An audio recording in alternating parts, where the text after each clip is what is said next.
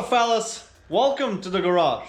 Today I'm back here working on the Sierra Sapphire again. I'm actually finally starting to assemble this thing. As you can see here, I've already painted the inside as well as the engine bay here. So now the first thing I'm gonna do is install the heater, which comes fitted right here. So I went ahead and put this heating system here along with the whole dashboard for educational purposes, just so we see how this whole thing functions and how exactly it's keeping you warm in the cold days. So let's go step by step. This here is the blower motor. This actually produces the airflow to go through this heater matrix that's inside here, and then proceeds to go through these passages and comes out through these vents here in your face. So this heater motor, if we take just a quick look, it's actually very simple. The motor spins these rotors here. Here the air is sucked in, and here it's blowing in here. This comes fitted here in the car, and it's nicely packed right here. See? Something like that. Here. See, it's neatly packed in there. The next very important part of the heating system is this heater core. We can just slide it out like so. And here actually, as you can see, here it's got an inlet and outlet. And here comes the coolant from the engine.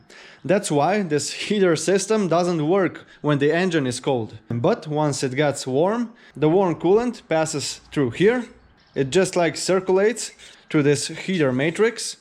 And like that, it's keeping this radiator warm. Through this radiator then comes this flow of air and then proceeds to go through these vents. You know, now the air is heated and you are nice and warm inside the car. Now let's go ahead and disassemble this a little further.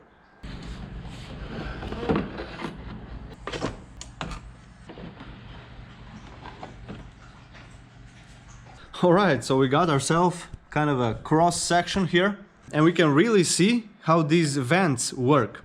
We got these kind of passages here and these two vents. So we got these two flaps here, and we got two controls here, right? One for the heat and one for the direction, right? So let's see how these two controls actually function inside the heater. So let's see. Now this heat setting is set all the way on the red. So let's see what that means here. We can see how this flap is functioning. If I turn this heat control down in the blue,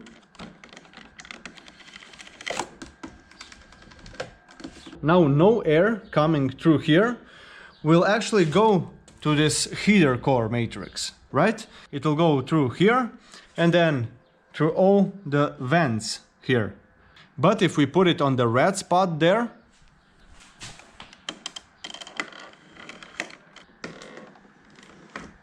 we can see now that this passage is closed, so the whole portion of air will go through this heater matrix and will then be distributed to all the vents here.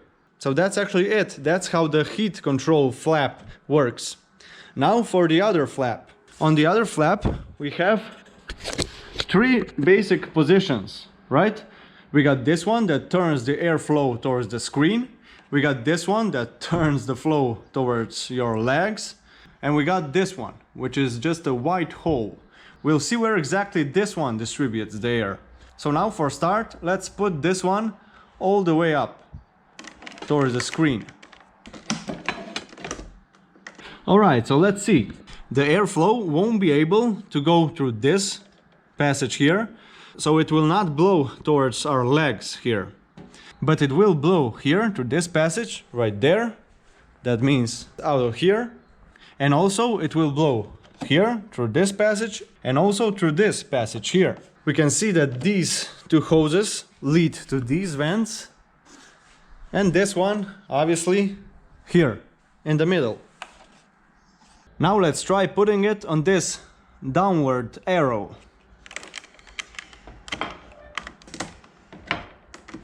Okay, so now in this case we got some airflow to our feet, but the airflow still flows here as well, on these side vents. See? I actually do find that somewhat interesting. And now for the last setting, we can try putting this on this white dot here. Alright, in this last case, we have no airflow to our feet. Neither do we have the airflow through these hoses here. So the airflow through this one and these two vents is blocked in this case. Obviously, you are able to block these passages here as well.